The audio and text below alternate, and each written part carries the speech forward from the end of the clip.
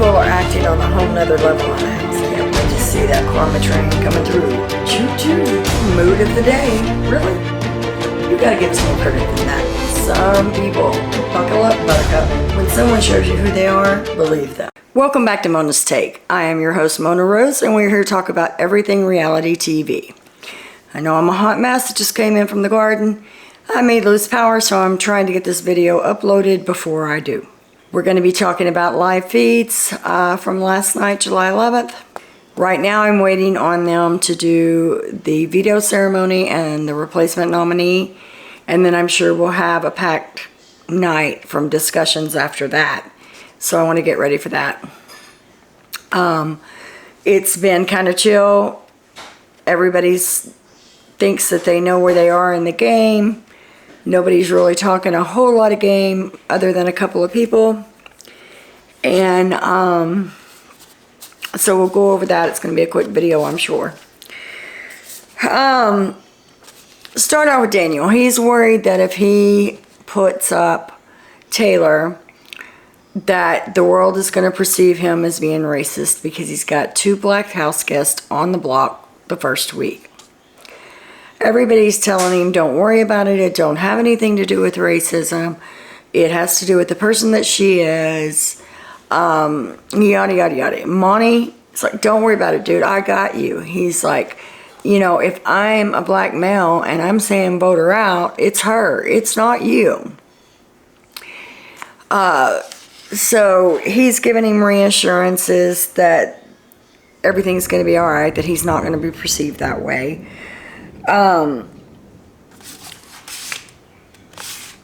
Who else is? Nicole's giving him reassurances saying, dude, if you're a racist, I wouldn't be aligned with you. I know who you are. You're not a racist. Don't worry about that. Amir is on the bandwagon, but she does make a joke that kind of gets to Daniel and says, wow, we'll have 2 black house guests on the block. Am I next? So that starts weighing on Daniel's mind. And then Amir feels bad and says, well, I guess I shouldn't have made a joke of it. And she tries to talk to him a little bit more. And is like, dude, I was just playing. I was just kidding. It wasn't anything. So Daniel is asking everybody now to make sure that they put in their goodbye messages to Taylor.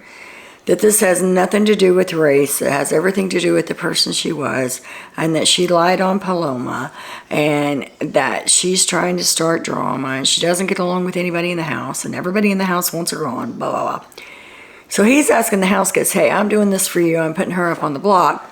Do me a solid and put in your goodbye messages. Now, all of these people are already planning their goodbye messages for her.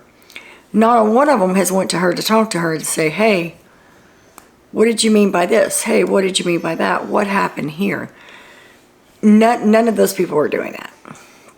And the fact that she did not lie, she was telling Monty the truth. Paloma did tell her that. But people who actually watched the show, like I've said before, they don't watch a lot of the live feeds, so they don't know what's going on behind the scenes. So it may be portrayed one way on the show and be totally different in the house. We saw that with Celebrity Big Brother with Todrick. I think they gave him the best edit that they've ever given anybody on Big Brother. He was a snake. He was a narcissist. And I honestly think he's just pure mean. But they didn't show any of that. They didn't show any of that behind the scenes stuff. So their editing can show a totally different aspect than what's actually going on in the house. Nobody wants Daniel to say it's a house consensus. I've talked to a lot of people. Your name came up more than anybody else's. They don't want him to do that because they want him to get all the blood on his hands and them sit back and watch. And Nicole says, dude, who are you protecting?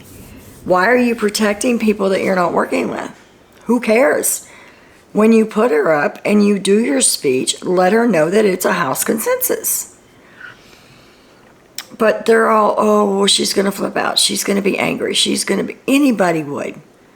I don't care what color you are. Nobody wants to be the first person to go home. Nobody wants to go home, period, because they're all in it to win the money.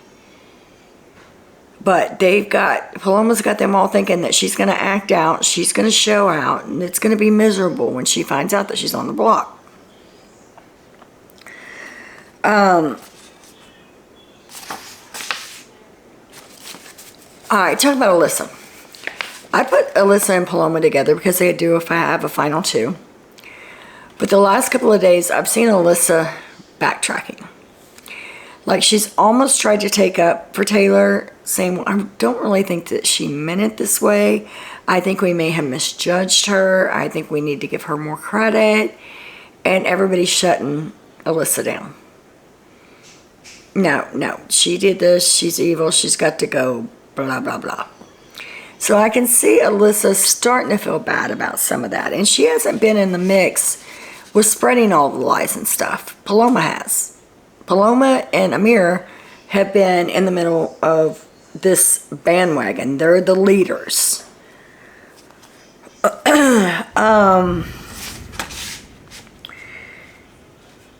Paloma's constructed this whole thing. And I don't understand that. She can't go on the block. She can't be a replacement nominee. She doesn't have a vote. She's safe this week. If I was safe this week, I would do what Alyssa's doing. I would sit back, keep my mouth shut, hope for the best. But Paloma's got to run that game. She's playing her little chess game, as she's telling anybody who will listen. The only thing that I can see is that she's jealous of Taylor. It's all stems from Taylor being a guy's gal. She'd rather hang out with the guys than she had the girls. I'm a guy's gal. I'd rather hang out with the guys than I had the girls. I have a few very close female friends. Most of my friends are male. Because I can't handle the cattiness. I can't handle the one-upness. And that's what Paloma's trying to do. Paloma's trying to make sure that she's that top little Barbie doll that everybody's looking at, and nobody else steals that limelight. And she even made the statement last night, well, there's always one star of the show. Not that I want to be that star, but there's always one star every season. Yeah, right. Give me a break.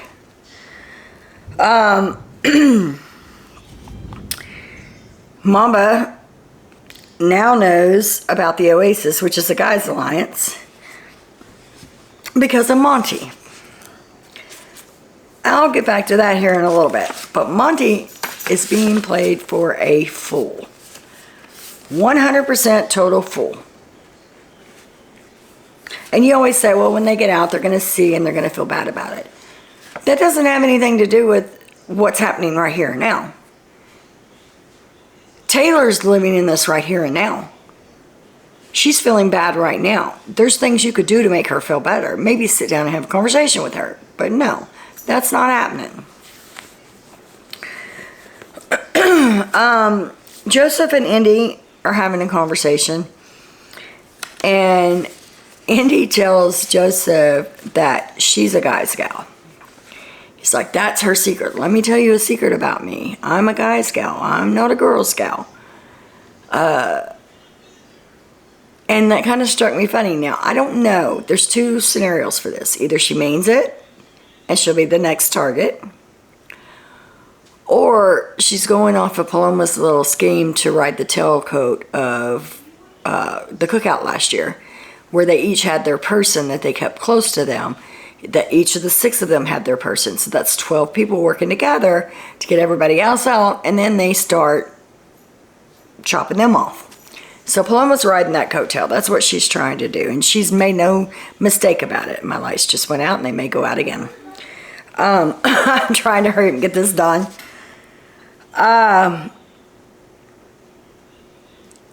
So that could be one of two things. I don't know. We shall see how that plays out.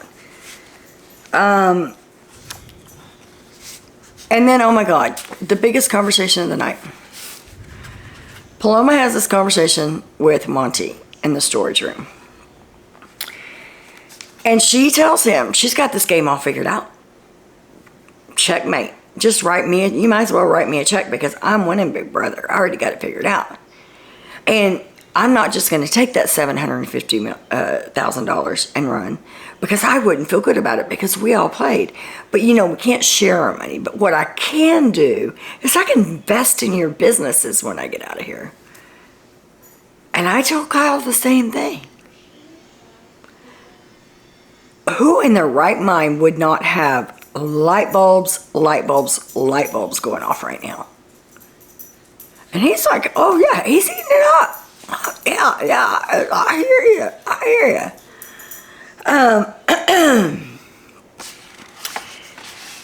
So then she's telling Monty that she's got it all figured out, that they need to divide the players between emotional players and rational players.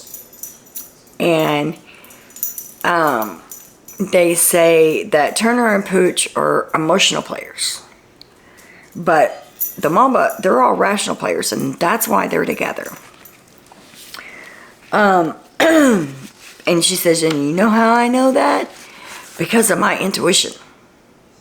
My feelings. I know God leads me. I don't know if you believe in God or not, and I don't want to push that on you, but I believe that God leads me through everything I do in life, and he's leading me through this, and I know he's telling me we're doing the right thing. And I'm talking slow compared to what Paloma was doing. I swear to God, it was like a mice on crack. She was just I actually had to listen to it like 4 times to get the whole scoop, and pause and rewind and pause and rewind. Then she says Terrence needs to go next. I think she called him a little nugget or something like that. She's like, he needs to go next. He needs to be the next one to go. That's our next target. Now here we go. And Daniel, in the first week, he's put up the oldest player in the house. He's put up the only gay guy in the house. And now he's going to put up a black woman. And then Paloma's going to get whoever comes in next to get Terrence out. So that's 2 in a row. 2 black people in a row. And I don't feel bad talking about this because they're talking about it on TV. I mean, on the live feeds. They're having these discussions. But she has no problem putting Terrence up. And so that's her next target after they get Taylor out, is Terrence. She suggests that putting Terrence up again is not going to ruffle any feathers because he's already been up. And then she says that she doesn't ever want to win HOH. And as a matter of fact, she doesn't want to win any challenges because that puts a target on your back. She wants to do everything from behind the scenes. That should be light bulb number 2. Hello. She's telling you she wants everyone else to do her dirty work, that she's just going to be the puppet master. But he doesn't get it. So while they're talking about Pooch and Turner being emotional players, this is when Monty tells her about the Oasis, the All Guys Alliance. And I wish you could have seen her salivating. Oh my God, thank you so much for giving me this information. I really appreciate it. This just makes me so happy. Thank you so much for giving me this information. She was salivating. Like, I expected her to leave that conversation and go start having conversations with everybody else in the house about the Guys Allowance. Didn't hear any of that. It may come up today or tonight, but we'll see. But she thought she just got her all the information she needed. And then Paloma and Brittany are having a talk today, and Brittany is telling Paloma that she thinks that her and Michael and Paloma and Monty should work together because nobody would see that coming. It's a strong 4 alliance. They have mental, they have physical, they have social game. Between the 4 of them, they have a little bit of it all. And so, Mama's like, I get you. I got you, girl. I hear what you're saying. You don't need. We're like on the same level here. We're on the same brainwave here. I got you. And I don't mean I just got you in this game. I mean I got you in life. If you were to get voted out, I still got you in life. Give me a break. This woman, I already know a lot of people that have quit watching the live feeds right now because they just can't stomach another minute of Paloma TV. If I had not had this YouTube channel and been invested in this, I probably would have laid off a little bit. But The replacement nominee is going to come up tonight, the veto competition. I'm assuming that the veto ceremony will be tonight and that the replacement nominee will be tonight. If that is the case, tonight's probably going to be action-filled, so I will be watching it and trying to get all that uploaded. But other than 24/7 Taylor bashing, that's about all the highlights from last night. You could have turned it on at any moment in any room and heard someone bashing Taylor. It's disgusting. And I'm really hoping that out of all this conversation that Taylor may overhear something and confront Paloma. But we'll see. As usual, Taylor's in the dark, and I think she's going to stay in the dark until she's nominated. And even then, I think they're going to be able to keep her in the dark for a little while until somebody steps up and lets her know what's going on. Let me know what you think in the comments. Can't wait for Wednesday night's show to see what's going on. I will be back in the morning sometime. And until then, as always, you guys have a great night. If you haven't already, please like and subscribe and hit that notification bell so you don't miss anything I've got coming up. See you next time, and as always, much love.